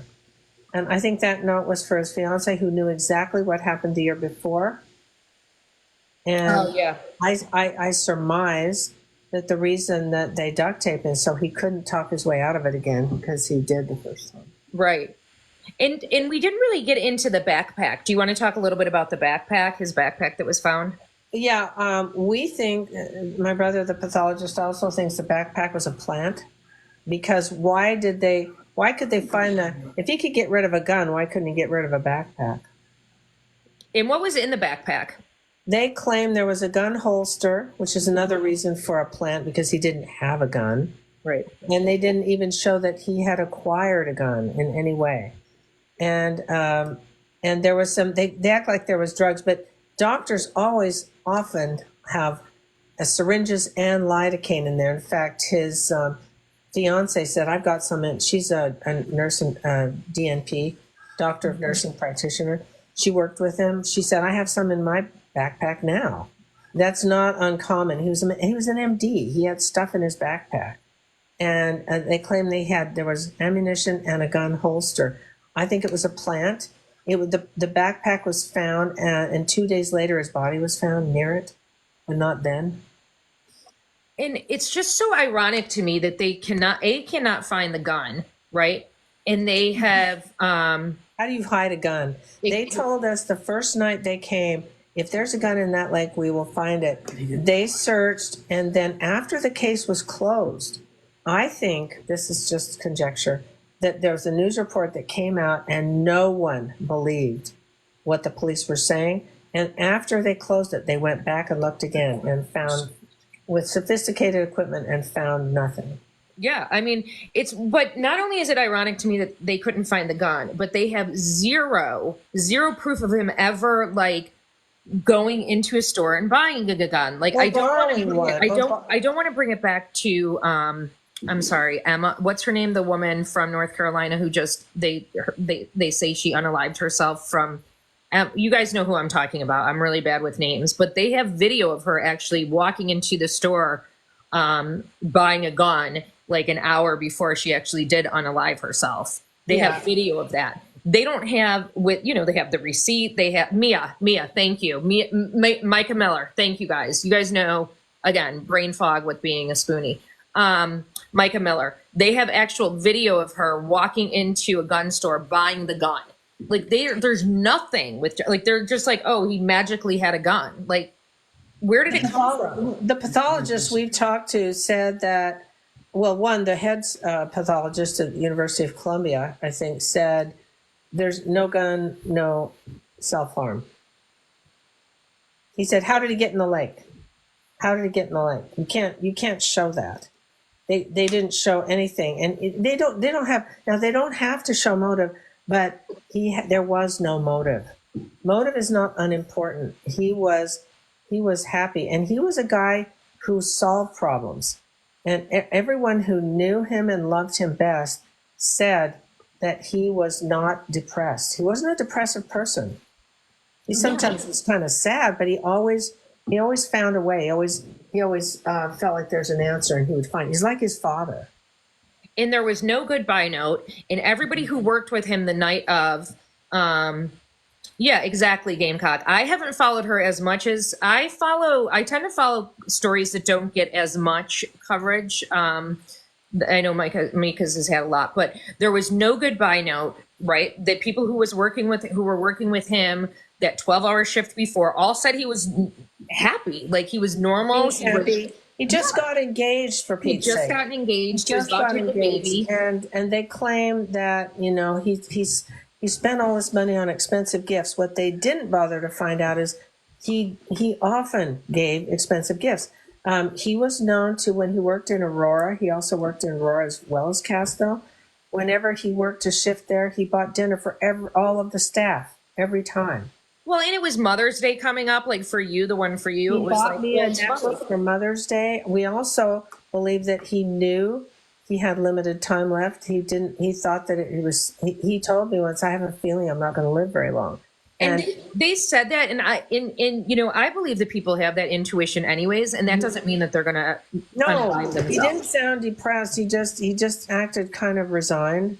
Yeah. He just, and then later I said, do you still feel that way? He goes, no. I think he was just putting me off. Yeah. But he also is not the type of person that would not leave his affairs in order. They were a mess, and he was obviously not prepared for this. So Andrea said, can I ask how his children are, both with the ex and his fiance? Because altogether he has 8 children, which is, and one of them he never even met, y'all. Just a second. 9. 9. I'm sorry, that's right. One of them, y'all, he never even met. Like, she was pregnant. His fiance, her little girl. He was 7 months pregnant when this happened. I mean, that's like he's gonna like unalive himself when his fiance is 7 months pregnant. He had named her. He would kiss her belly, and he was excited. They had a wedding date planned for December 1st. He spent a lot of money on her engagement ring. The expensive gifts, quote unquote, he got me a Mother's Day present. He got his sister, who was just graduating from a radiography school, and Johnny had encouraged her to do it. And he went to her pinning ceremony the night before. He gave her an Apple iWatch. He gave his brother, who was his partner, a computer for his birthday. So, I mean, all of these supposed expensive gifts not only have explanations, but he was a generous man. Right. So and they didn't ask us. They didn't ask us any of that. So, Kiki, we'll get back. We'll get to your question, but how are the children doing, to answer Andrea's question? Various ways. That the babies, of course, don't know anything, so they're okay. His children by his ex-wife are. It's really hard for them. Naturally, it's real hard for them in different ways. This is. They're all different ages. He has 3 of them are adults, and the rest are not adults yet. But the youngest one is just turned 13. He has tickets to go see a couple of them too. That's another thing. He had talked to his fiance and said, I need to explain to my children in Idaho he says, I've done things that I've taught them never to do, and I need to go and repair things with them and tell them that I'm engaged. So he had airline tickets to go see his children. Let's see, 3 days after this happened. And he was excited to go. He talked about it. Yeah, that is another thing that doesn't make sense. Why would you buy plane He would not have done it, and it wasn't in his nature. And you feel like screaming it from the mountaintop. It was not him. He did not do stuff like that. He was not a depressive person. He was an optimist. And again, he had no motive, none. Yeah, it makes zero sense. It makes zero And not only that, there's statistics that have shown that if you are thinking of doing self-harm, statistics show that over 90% of people, if they have more than an hour to think about it, they change their mind. He would have had to pre-plan this for days. Yeah, that's Fool yeah. everybody who knew him, including why get engaged? They're also portrayed him as having a quote problem with alcohol. That's absurd. And with women, like they made him seem like he was this big player. I was like, this is ridiculous. And even honestly, even if he was, that doesn't mean that he's going to unalive himself. That is, he was not. He was. I'll tell you, number one, you guys. Number one, he was so busy. He was not only a crypto developer. He was running. He was a hospitalist and ER doc in 2 different hospitals. He was constantly running. He didn't have time, even if he wanted to be a womanizer. And that's why he had that RV, y'all, that I was explaining to you, because he didn't have time. The RV, there's a simple explanation for that. When he got divorced from his first wife after 20 years, and they tried, it just didn't work. He tried being single for a while. It didn't work. He couldn't find anybody. So he just said, he told his fiance later, I just thought, well, I might as well remarry my ex-wife, because then at least I'll be with my kids. So what he did was he bought that RV thinking when he was in Cassville, he could bring his whole family down there and they could be right outside the hospital. There's 2 big TVs in there. So when he was not on call, he could go in there and sleep and be with his kids.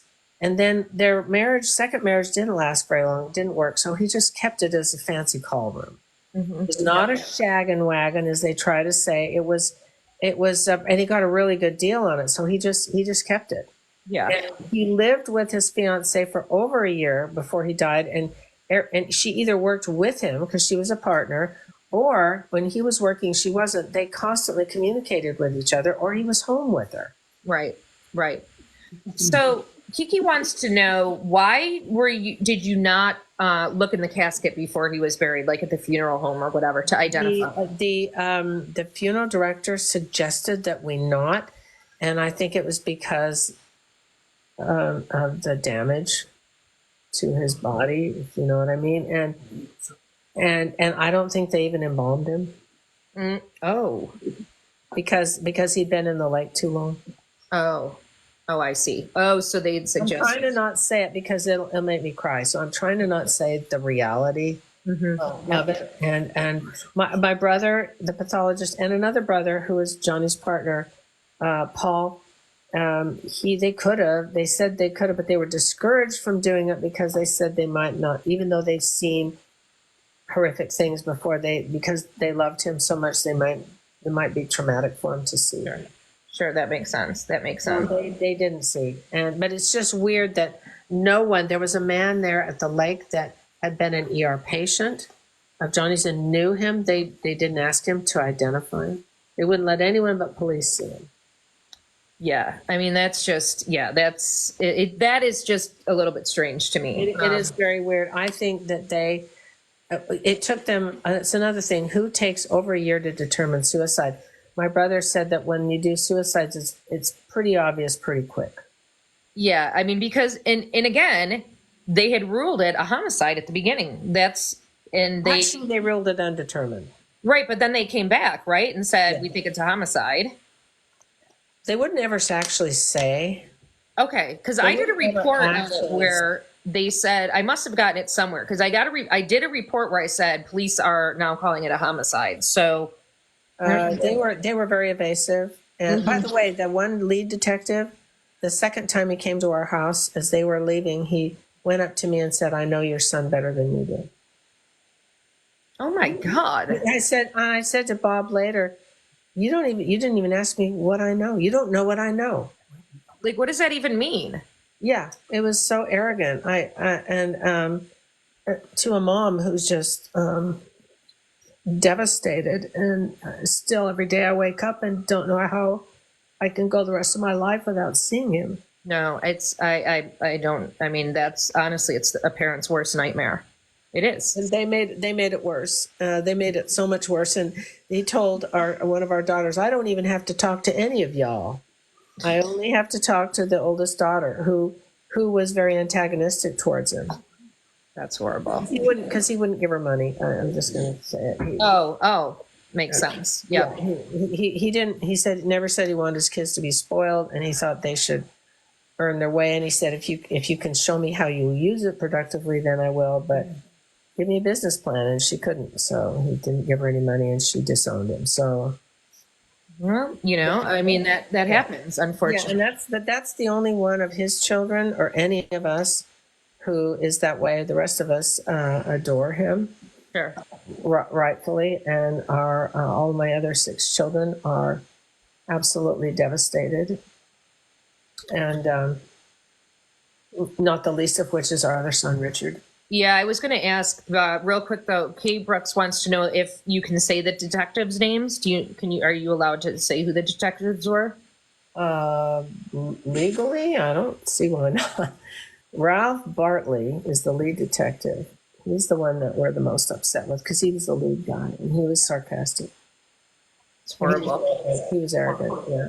I don't understand. Like, it's like, put yourself in these people's shoes. They don't. That's the thing. But that was going to be my next question: is how is Richard doing? Because he really was the spokesperson. He took a lot of heat at the beginning as well because people were kind of throwing him under the bus, thinking, he had something to do with it. Oh, it's so ridiculous. He's very good at compartmentalizing, and he did that for some months, even though he was clearly in shock. We could see it. But then people acted like he looked like he was guilty. I mean, any of us would have gladly taken a bullet for Johnny. Any of us would have, especially Richard. And and what didn't come out is that he had 3 surgeries within the past year. He'd had a gallbladder and some other surgeries.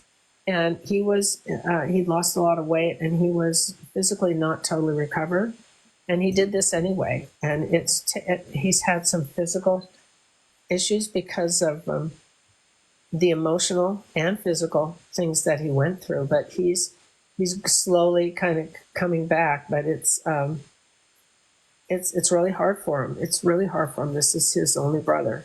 I'm sure. They were very close. They knew each other like a book. And even though Richard was not a medical doctor, he's an attorney with an MBA. So they were like, our kids used to say they were like Kirk and Spock.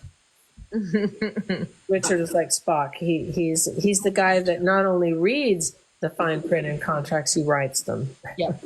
Aw. And so they're very, very, very close. But Rich has felt bad because Johnny never shared any of this with him. He really felt like he really believed that they said, "We know where your family is, and we will kill them."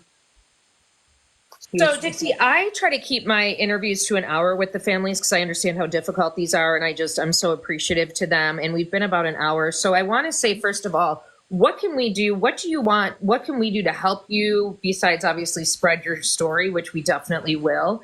What else can we do to sort of help with this? Because obviously we all feel, most of us, I think, feel the same way as you, that there's something going on here. I wish it could go national because that would put pressure on the police, number one, and the bad guys.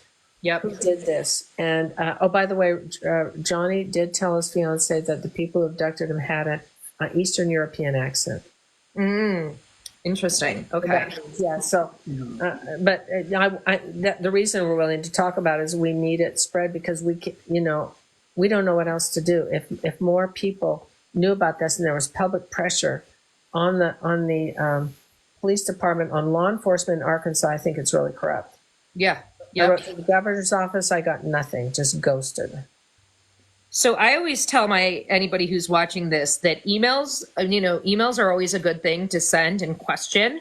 like I said, we did this. There was so much pressure before with Sean Doherty's that we got those two detectives, involved. I believe that it works. And also with Kirby, as my followers did with Kirby Carpenter's case, his sister really thanks all my followers for the quick arrest in that. So, putting pressure on the police department, on the attorney general, on things like that, I think does make a huge difference. And sharing this story, I think also makes a huge difference. This will be on YouTube. And I always get a large amount of people who watch this afterwards on YouTube as well.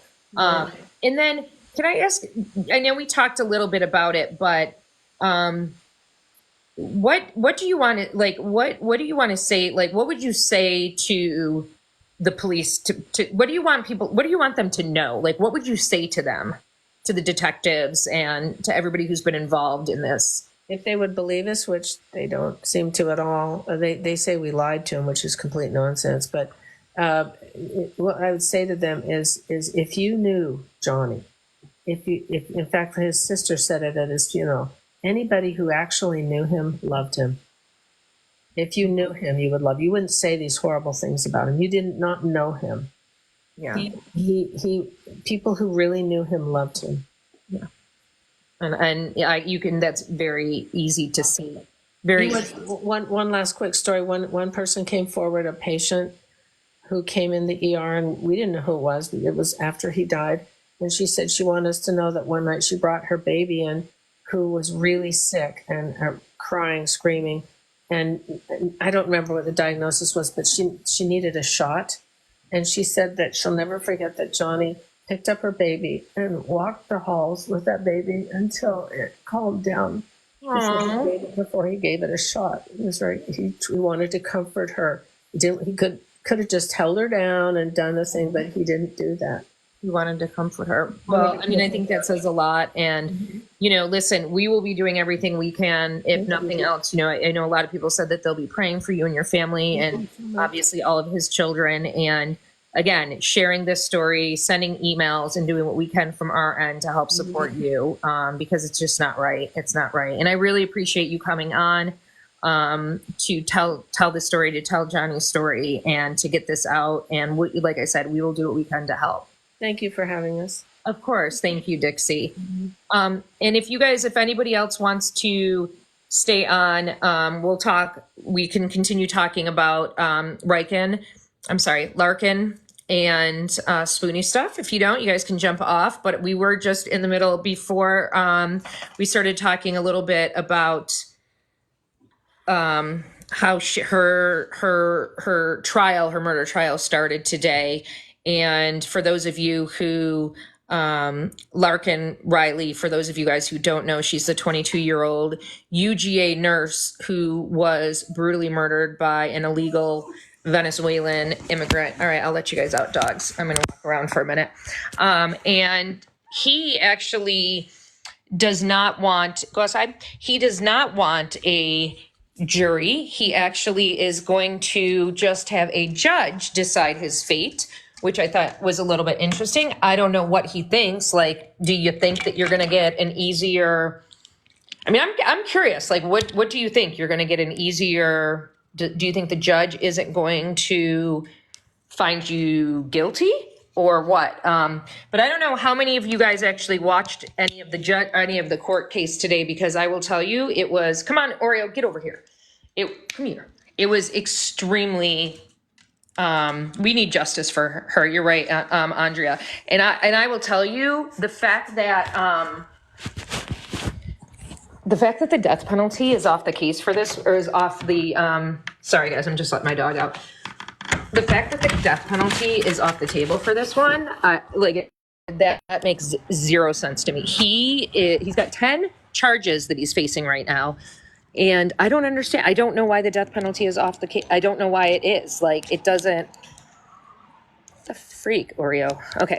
It doesn't make any sense to me. Like, why is he not facing the death penalty? It makes no sense to me. Because he is like scum of the earth. He's scum of the earth. And so I don't know who if anybody watched the trial at all today, the first day, but like we were talking about, like it was freaking heartbreaking. And she legitimately did like everything that she could have done to be safe and to like as a runner. So that was the one thing that I was saying before, was that like she was running, when she was running, she had her phone with her. And I want to say it felt like the way that they were explaining it, it's not like she had it in her, like, you know, when I used to run, I would have it in one of those armband things. I don't think she did. He wasn't charged with previous crimes, so he's crazy if he thinks that. He was down here from New York because he had crimes against him. He escaped New York illegally, and that's why he was down in Georgia. He's crazy if he thinks that. I think he'll get maybe let off on a few of the charges out of the 10, but not the murder. No way. She like immediately, like I was saying earlier, was, because she was wearing her GPS and her like it's not the Garmin, but you know, the shoplifting in Georgia too. Oh, I didn't know that. You could really tell like what her heart rate was, what everything was, and he better be found guilty. And they could tell exactly when it stopped. Yeah, I don't think it was her Apple though. I don't think it was an Apple, but maybe it was. Her Garmin. They said Garmin? I don't know. Anyways, they said you could tell exactly when, like he must have jumped out of the woods at her, because she was like running at like her pace, and then she just stopped cold, like stopped. So he must have just like been in the woods, seen her, and just jumped right out. And then she hit that SOS button on her phone super fast. And you can hear like, they played that 911 call today, and it was awful. Like makes me want to throw up even like thinking about it, because you can hear like, oh, he looks like he has absolutely no feelings at all. Like you can hear pounding in it. You can't hear screaming. You can't hear, like, you have to think that he probably put his hands or something over her mouth, because you can't hear any screaming. And it was daylight, and it was a pretty populated area because there's apartments all around it. And it was at 9 o'clock in the morning. But you can hear the operator going like, hello. But it's like, why didn't they just dispatch someone? His voice was on the call. Did you hear his voice on the call? What did you hear? I didn't hear his voice. I did not hear. Get over here. I did not hear his voice on the call at all. What did you hear his voice say? How did I miss that? I only heard like the pounding. I literally only heard, come here, Oreo. I only heard the pounding. Could you hear what he said on it? Muffled male voice. Oh, I did hear some muffled sounds. You're right. I definitely heard some, like, my door is like broken, so I have to like slam it to lock it now. You're right. I definitely heard some muffled like voices. It breaks my heart so much, my three sons. Like it literally, can I take this off? I was saying earlier, like that is a mother's worst fear. Like that is a mother's worst fear, to get that call.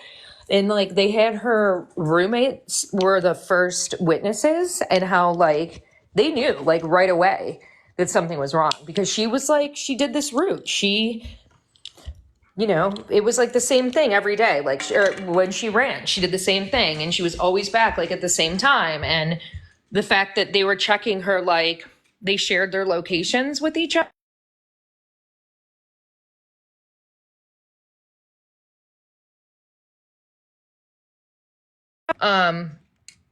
They said like she wasn't like moving. She was like in this one spot in the woods for like ever. And that's when they were like, okay, we got to go look for her. We got to go find her. And then when they went there, they realized that they found her, one of her ear pods. And then they found, that's it. And that's when they got back and they called the police. And the police were on it right away, like literally right away. But he was on like a freaking mission. Like he literally, I don't know if they had video of him, like surveillance video, where he was like out and like he was hunting women that morning, like hunting them. He tried to break into another student's house on the apartment on the first floor. He tried to break into it 6 times and he couldn't get into it. And she ended up calling the police too as well. But he was hunting. He was hunting that morning. He was on a hunt. Like he had all black on. He had a black like hoodie. He had the black like baseball hat on and everything. Like he was out for one reason and one reason only. And that was to murder. He was out hunting. He was out murdering. He was out looking for a girl to murder. That's what he was doing. And it's just really fucking sad. I don't know. Like as a mom, you're like, it's like the freaking saddest thing. It's just so sad. So I don't know if anybody else saw that, but I wanted to get that one out there as well. Because it's just so sad. It's just such a sad case. But all right, anything else going on? I feel like it's been forever since I've been on. Let me turn this freaking fan off.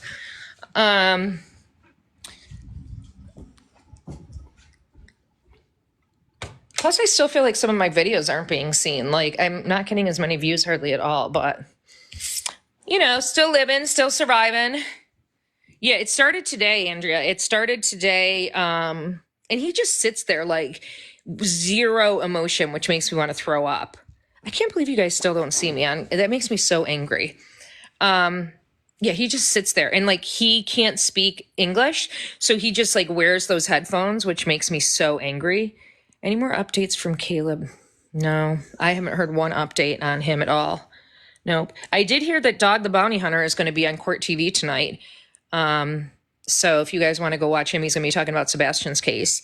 I also have pulled away from that case. Anyone ever found the crazy rude lady? No. I mean, I think we've identified her, but there's not enough proof where like I feel like confident enough going on there and saying who it is. Yeah, I also pulled away from Sebastian's case when people started going crazy about things with that as well.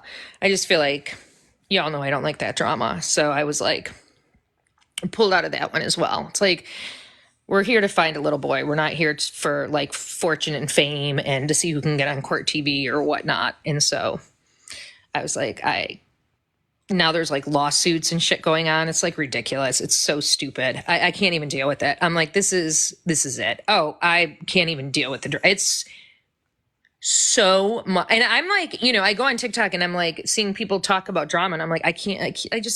Like, I don't know. I just wish that everybody would get along and get back to like crime. And that's why like I'm starting to like, I don't know if you guys have noticed anymore, like I'm starting to talk a little bit more about like being a spoonie and just being like a single mom, a single divorced mom, and just trying to like bring in a little bit more of where there seems to be a little bit less drama and things that people relate to just as much. Like there's so many freaking spoonies out there, and you guys, we face so many challenges. And there's not a lot of voices of people who will speak up, and there needs to be. You know, I faced another.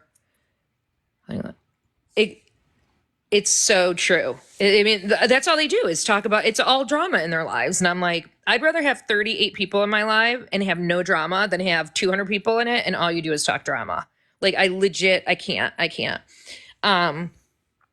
So yeah, so that's why I was like, I'll start, you know, I think I'm going to start talking a little bit about like, again, being supportive of each other, of people who have chronic illnesses and chronic diseases, and people sharing their stories and seeing how we can help support each other as well, especially around the holidays, because I don't know if there's there's definitely spoonies here right now.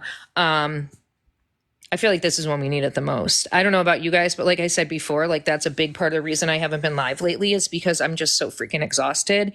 But, oh, you're welcome, Deps, Mom. But I also think a lot of that is like, I knew you were Andrea. That's why I said that. I think that is, I think like the depression part of it also makes you exhausted too. Like, and I don't know about anybody else. Oh, thank you, Stephanie. I don't know about anybody else, but like this time of year, you guys gets me. I mean, I love Christmas. I love the holiday and everything, but this part of the time of the year gets me like super depressed too, in a lot of ways. It can be very, very overwhelming, especially if you're like a divorced single mom and you have an illness and you're not feeling the best and you've lost loved ones and you don't have a ton of money, like, so you want like to buy your kids everything and you can't afford to, like that's stressful. You know what I mean? And I think that that is part of the reason when you're depressed, you get tired. I mean, that's a big part of being depressed is being tired. And so sometimes, you're done with work and you're like, I don't even want to deal with like the world today.